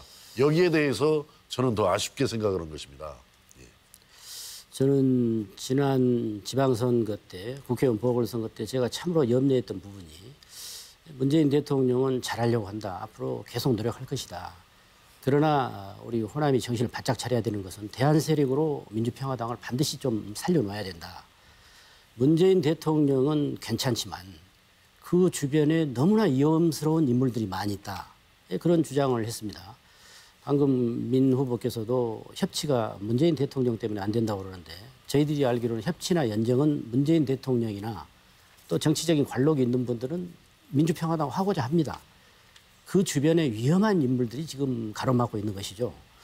그래서 제가 다시 이제 우리 최경환 우리 후보님께 저희 참 또 끝까지 남아서 우리 어찌됐든 어느 대통령보다도 김대중 대통령의 업적은 비교가 될 수 없습니다. 저는. 노무현 대통령 뭐 또 다른 대통령들 이야기하시는데 이 김대중 대통령이 이루었던 그 업적이라는 건 말할 수 없습니다. 거기에서 여러 가지 정책들 뒷받침을 하시고 여기까지 오신 우리 최경환 후보님께 정말 감사드리고 다시 한번 제가 경제정책에 캠브리지 대학의 장하진 교수께서 장하준 교수가 장하성 지금 문재인 대통령 옆에 있는 분입니다. 엊그저께 정경련에서 한국 여러 가지 어떤 경제 정책은 지금 실패하고 위험하다. 그리고 또 신장섭 싱가포르 국립대학 경제학부 교수도 정경련에서 10일 날 문재인 정부의 어떤 경제 점수를 매긴다면 F학점이다. 뭐 이렇게 했단 말이에요. 이렇게 잘못돼 가고 있는데 우리가 이제 이런 내용들을 민주평화당이 주도권을 잡고 남북 문제는 우리 정동영 후보나 이런 분들이 너무 잘하시고 어느 대통령이 와도 남북 문제 해결할 수 있습니다. 너무나 문재인 정부에 우리가 과도하게 지나치게 지금 기대를 하고 있단 말이에요. 근데 그런 부분에 대해서 우리가 그러지 않아야 되겠다는 어떤 그런 어떤 호남민들에 대한 설득 그리고 두 교수가 말했던 어떤 여러 가지 경제 정책의 실패에 대해서 한번 평가해 주시기 바랍니다. 예. 두 교수님이 그렇게 해박한 학식과 이런 판단으로 위기라는 진단, 위험해지고 있다고 하는 진단 이전에 이미 현장에서는 이게 이렇게 가다는 곧 큰일이 벌어지겠구나. 정말 연말 위기설, 내년 초 위기설이 나오고 있습니다. 아우성입니다. 그런데 문제는 첫째는 청와대나 정책 당국자들의 인식은 그렇지 않는 것 같아요. 제가 들은 분은 거의 효과들이 없는데 효과가 제한적인데 그렇게 인식을 하고 있는 게 문제고 두 번째로는 산업 정책에 대한 비전이 없는 것 같습니다. 혁신 성장에 대한 비전들. 그래서 이렇게 군산을 방치하는 것도 그런 태도에서 나온 게 아닌가 이런 생각을 하게 됩니다. 네, 마지막까지도 토론 규칙을 지키지 못했습니다. 토론 규칙을 잘 지키는 것도 후보들의 자질을 평가하는 기준의 하나가 될 수 있다는 생각인데요. 다음은 공통질문 토론을 다시 한번 이어가겠습니다. 지방선거 이후 민주평화당의 지지율이 2%대에 머물고 있습니다. 후보께서 생각하는 당의 한계와 쇄신 방안 그리고 대한정당으로서의 역할 등이 있다면 말씀해 주시기 바랍니다. 답변 순서는 허영 후보부터 하겠습니다. 민주평화당은 현재 국회의원이 17명이 있습니다. 지금 현재 지부당 위원장이 99명 중에 나머지가 다 원외위원장입니다. 지지율이 낮고 또 앞으로 민주평화당의 미래 발전은 어떻게 갈 것인가 저 또한 궁금하고 여기에 나오신 모든 분들도 다 궁금할 거라고 생각합니다. 기본으로 우리 민주평화당은 원외위원장들이 주축을 이루고 있기 때문에 지금 원외위원장들 열심히 당원 확보에 전념을 다해야 할 것이고 또 호남에만 보면 거의 한 8만여 명이 지금은 당원되어 있습니다만 수도권에 지금 한 12,000명 정도의 당원분이 없습니다. 마무리해 주시죠. 이어서 최경환 후보입니다. 예, 참 면목 없습니다. 이렇게 세워준 호남민들에게 당을 만들어준 호남민들에게 정말 면목이 없고 죄송스러울 따름입니다. 그렇지만 민주평화당은 지역에서는 호남을 대변하는 정당으로 또 견제 세력으로서 대단히 중요한 역할을 부여받고 있습니다. 중앙에서는 아까 토론 과정에서 나왔습니다마는 개혁 평화 세력 한 축, 중심축으로서 역할이 주어지고 있습니다. 그런 소중한 정당입니다. 그래서 이번 전당대회를 통해서 확실한 정말 파격적인 변화 없이는 아마 주민들이 당원들이 쳐다보지도 않을 겁니다. 변화, 홍보성 변화, 과시성 변화가 아니라 근본적인 변화. 아마 주류 세력의 교체라고 느껴질 정도의 변화가 있어야 되고 많은 분들이 호남 정당은 필요하지만 호남당에 머물러서는 안 된다 이야기합니다. 전국 정당으로 발전해야 된다고 생각합니다. 예, 이어서 이윤석 후보입니다. 예, 여러 가지로 참 부족하죠. 그러나 저희들이 의원 숫자가 적고 또 안철수 대표가 또 그렇게 우리에게 먹튀를 했기 때문에 이런 현상들이 나오고 있습니다. 저희들도 스스로 또 반성을 해야 됩니다. 어쩔 때는 0.3%까지 지지율이었지만 그래도 희망이 있다고 봅니다. 오늘은 정확한지는 모르겠지만 중앙일보 같아요. 민주평화당이 6%대의 지지율이 나타나고 있습니다. 무엇보다도 저희들은 저희 민주평화당이 좀 지도부가 잘하고 또 지역에 와서 설득을 하고 그런 일들을 많이 해야 된다고 생각합니다. 지금 문재인 대통령의 어떤 우리가 경제 정책에 대해서는 분명히 따져야 됩니다. 지금 문재인 정부는 증세를 통해서 모든 걸 해결하려고 하고 있습니다. 증세를 통해서. 그리고 과거에는 부자에 대한 증세를 이 전 정권에서 거둬왔습니다. 레이건이나 오바마 이런 사람들은 감세 정책을 펼쳐서 국민을 이끌어갔지만 지금 굉장히 위험하게 문재인 정부가 가고 있기 때문에 이런 부분을 과감하게 지적하면서 호남의 민심을 얻어가자 그렇게 제안합니다.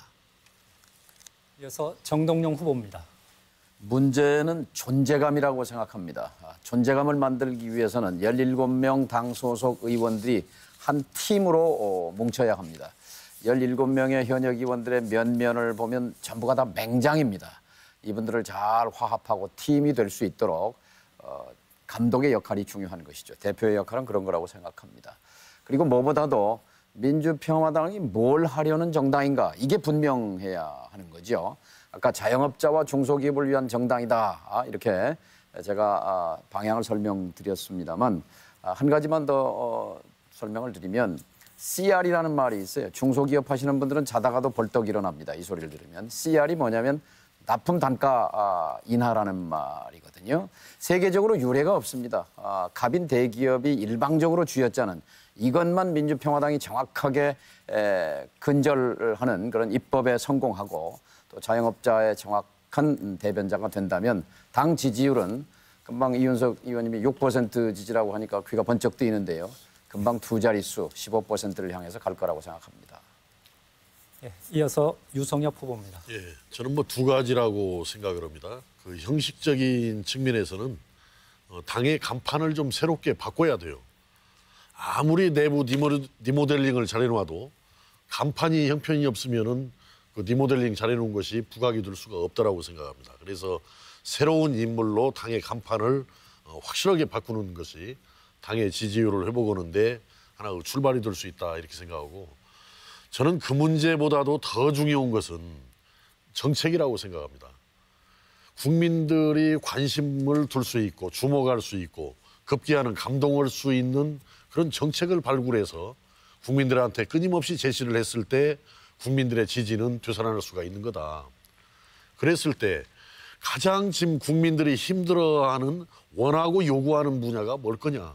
이렇게 봤을 때 현재 저는 경제라고 생각합니다. 우리 민주평화당이 경제 문제에 집중을 해서 국민들의 먹고 사는 문제를 해결하는 1등 정당이 된다. 이렇게 되면은 지지율은 자동적으로 오르리라 이렇게 생각합니다. 알겠습니다. 마지막으로 민영삼 후보입니다. 그 민주평화당의 그 딜레마인 측면도 있습니다. 결국에 정체성과 관련됐다고 보는데요. 호남 발전, 정치 발전의 양날개로서는 사실은 더불어민주당과 문재인 정부하고 상당히 협치하고 상생해야 될 측면이 있는 반면에 또 다른 측면에서 야당으로서의 정체성을 유지하기 위해서는 보다 더 혹독하고 아주 가차없는 문재인 정부의 그 실정에 대해서 비판을 해야 되는데 호남 민심이 기반이 되는 호남 민심이 문재인 정부에서는 무조건적인 지지를 하고 있기 때문에 상당히 어렵다고 생각합니다. 그렇더라도 야당으로서의 정체성을 함께 정책 정당으로서 가면서 함께 가면은 저는 충분히 그 지지율 상승은 있다고 봅니다. 보십시오. 청와대가 저렇게 비대해 있고 재정 확대를 갖다가 저렇게 확대하는 재정 운용의 정책을 갖다가 하고 있고 일자리 정책이 어떻게 됐습니까? 소득주도 임금, 최저임금이 어떻게 됐습니까? 이런 부분에 대해서는 우리 민주평화당의 원내 의원들께서 혹독한 비판을 함으로써 호남 외 지역의 지지를 끌어낼 수 있다. 저는 그렇게 봅니다. 예, 잘 들었습니다. 공약과 현안 문제를 바탕으로 한 후보자 6명의 열정적인 토론. 이제 마무리할 시간입니다. 토론을 정리하면서 마무리 발언 듣도록 하겠습니다. 발언 시간은 1분 30초입니다. 그럼 순서에 따라서 최경환 후보부터 진행하겠습니다. 예, 토론 잘 들으셨습니까? 저도 아주 유익한 시간이 됐습니다. 말씀드린 것처럼 민주평화당 소중한 정당입니다. 당을 삼각축으로 운영하겠습니다. 초선들, 신진들이 당을 맡아서 한다면 변화와 쇄신의 길을 갈 수 있습니다. 경험 있는 중진들은 국회와 원내를 맡아서 일을 할 것입니다. 그리고 우리 당의 경륜 있는 지도자들은 2022년 대권 플랜을 가동할 수 있습니다. 그렇게 하면 우리가 관심을 받고 또 주목을 받으면서 지지율을 올릴 수 있다고 생각합니다. 저는 김대중 대통령 마지막 비서관으로서 그 이전에 재야 민주화 운동을 하면서 이 사회 정치 문제에 대해서 많은 고민을 했습니다. 군사독재 시절에는 2차례 감옥도 다녀왔습니다. 남영동 대공분실에서 43일 동안 고문을 당하기도 했습니다. 그런 의지와 패기로 초선이지만 열심히 여러 중진 의원들을 모시고 해나가겠습니다. 전북 도민 여러분, 저 최경환에게 변화의 한 표를 주십시오. 민주평화당의 변화의 한 표 주시고 전북 경제 살리기에 또 한 표를 주십시오. 그렇게 해서 민주평화당을 살리고 전북 경제를 살리는 데 앞장서 주셨으면 고맙겠습니다. 감사합니다. 이어서 이윤석 후보입니다. 전라북도 도민 여러분, 전주 시민 여러분, 토론을 잘 보셨을 겁니다. 무엇보다도 이제 저희들은 협력할 것은 협력을 하고 싸울 것은 싸워야 됩니다. 우리 민주평화당이 뭐 지역에서 더불어민주당하고 비슷한 정책을 갖고 있다고 해서 있으나 마나다 이런 식으로 지금 평가가 되고 있습니다. 이래서는 안 됩니다. 대북 문제는 우리가 협조를 하지만 경제 문제에 있어서는 우리가 싸워서 우리 호남 먹을 챙겨야 됩니다. 국회에서 예산을 확보하고 국가의 정책으로 입안이 될 수 있도록 민주평화당이 싸워줘야 우리 호남민들이 민주평화당에 지지를 해주는 겁니다. 지금 작년에 비해서 9.5% 세금을 많이 징수했노라고 국세청에서는 약 25조를 했노라고 자랑하고 있습니다. 그리고 또 470조 슈퍼 예산, 내년도 예산이 약 9%, 9.5% 증액을 한다는 그런 또 기사가 있습니다. 그건 뭡니까? 이 어려운 경제 상황 속에서 세금을 더 많이 걷어들이겠다는 거 아닙니까? 이런 부분에 대해서 우리 민주평화당이 대한민국을 대변해서 발언을 해주고 싸워야 되는데 계속 끌려가고 있단 말이에요. 우리가 문재인 대통령께 더 이상 뭘 바라겠습니까, 이제? 대북 문제 잘해주고 경제 잘하면 되는 거 아닙니까? 우리 민주평화당이 좀 존재감을 가질 수 있도록 확실하게 저희들이 좀 할 수 있도록 격려도 해주시고 저희들도 좀 그렇게 해야 됩니다. 그런 민주평화당 모습으로 다시 태어나겠습니다. 예, 잘 들었습니다. 저희들이 진행하면서 약간 진행의 순서에 차질이 있었습니다. 이윤석 후보부터 마무리 발언을 들어야 하는데 최경환 후보부터 들었습니다. 이 점 양해 부탁드립니다. 다음은 정동영 후보 마무리 발언입니다. 사느냐 죽느냐 이것이 민주평화당의 현실입니다. 민주평화당이 살아서 성공하는 것이 전북 발전의 득이 됩니다. 또 한국 정치가 다당제 민주주의로 발전하게 됩니다. 민주평화당을 살리는 길은 강한 지도력밖에 없습니다. 야당에게 지도력은 90% 이상을 차지합니다. 경험, 돌파력, 그리고 개혁 노선 이것이 당을 살리게 될 것이라고 생각합니다. 제가 당 대표가 되면 밥의 정치를 하겠습니다. 정치는 밥을 만드는 일입니다. 지금 남북의 평화는 오고 있지만 삶의 화평은 이루어지지 않고 있습니다. 갈등과 그리고 불평등이 심합니다. 밥의 문제입니다. 삶의 화평이 오려면, 삶의 평화가 오려면 화자가 나락화변의 입구잖아요. 입으로 밥이 골고루 들어가면 삶의 평화가 온다는 얘기입니다. 바로 이것은 경제민주화라고 말할 수 있습니다. 거듭 민주평화당을 자영업자와 중소기업의 이익을 확실하게 대변하는 정당으로 만들어내겠습니다. 그렇게 되면 자영업자가 지지하고 중소기업이 지지하는 정당이라면 이 정당의 지지율은 5%, 10%를 넘어서 15%를 넘어가게 될 것입니다. 그렇게 되면 우리 정치를 들었다 놨다 하는 균형자로서의 역할을 분명히 할 것이고 그리고 이것은 전북과 호남의 자부심을 대변하게 되는 정당이 될 것입니다. 감사합니다. 이어서 유성엽 후보입니다. 예, 이 토론을 하다 보니까 참 토론이 유익하다라는 생각을 갖습니다. 이게 1시간 한 30분 정도 토론을 하다 보니까 어느 정도 이렇게 결론이 이렇게 뜻이 잘 모아지는 것 같습니다. 첫째는 당의 간판을 바꿔야 되겠다. 새로운 간판으로 바꾸어서 당이 새롭게 출발을 해야 되겠다. 이런 부분으로 뜻이 모이는 것 같고 두 번째는 내용, 정책을 제대로 잘 다듬어서 국민들이 원하고 바라는 바에 그런 정책을 잘 만들어내는 것이 우리 민주평화당이 살아날 수 있는 길이다.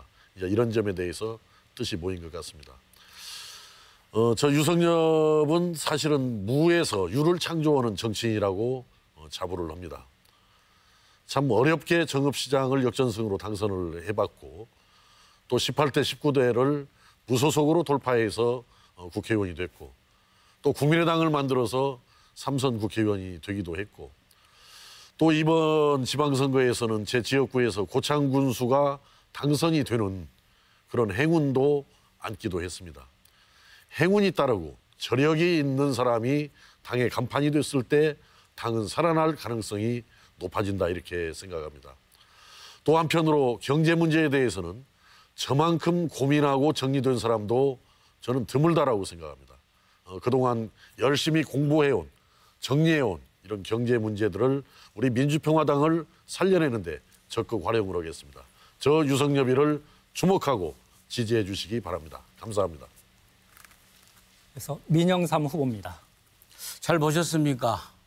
당원 유권자 여러분, 그리고 지지자 여러분, 그리고 또 여론조사에 참석하셔야 될 우리 전북 도민 여러분, 유권자 여러분께서는 2표씩을 찍게 돼 있습니다. 한 표는 정말 위기에 우리 민주평화당을 누가 이끌어갈 것인가는 정말 진정한 대표감이 누구인가. 그리고 또 한 표는 저 민영삼이 이 5명의 지도부에 끼워 주십시오.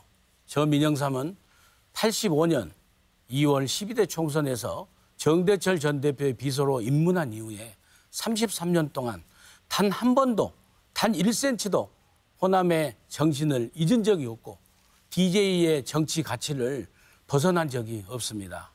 일관된 한길을 걸어온 호남의 미래를 보일 수 있는 샛별 같은 이 민영삼에게 2표 중에 1표만 주시면은 제가 지도부에 입성을 해서 우리 민주평화당이 무엇보다도 당내 단합과 통합과 화합을 통해서 폭발적인 에너지를 만들어서 그 에너지로 호남을 발전시키고 정치를 발전시키고 문재인 정부의 실정을 바로잡는 그런 지도부의 일원이 되고자 합니다. 그렇게 됐을 때 바로 여러분들께서도 흡족할 만한 그 국가 발전이 있으리라고 저는 확신합니다.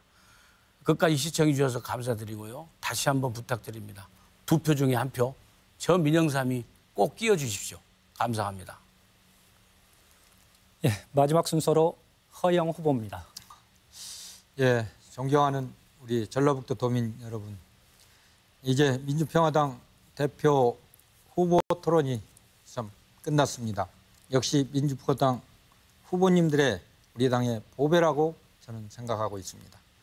특히 국민과 사회적 약자를 위해서 준비하신 후보님들의 정책은 배울 점이 많았습니다. 더 많이 배우고 정진하겠습니다. 기호 6번 저 허영은 유일하게 수도권에 지역구를 두고 있는 후보입니다. 이 경선이 아름답고 감동적인 결과로 제가 최고위원이 된다면 경선에 참여하신 후보님들과 또 우리 박지원 전 대표님, 천정배 대표님과 모시고 모든 당원들의 힘을 모아서 민생정당 민주평화당을 수권정당으로 만들어낼 것입니다.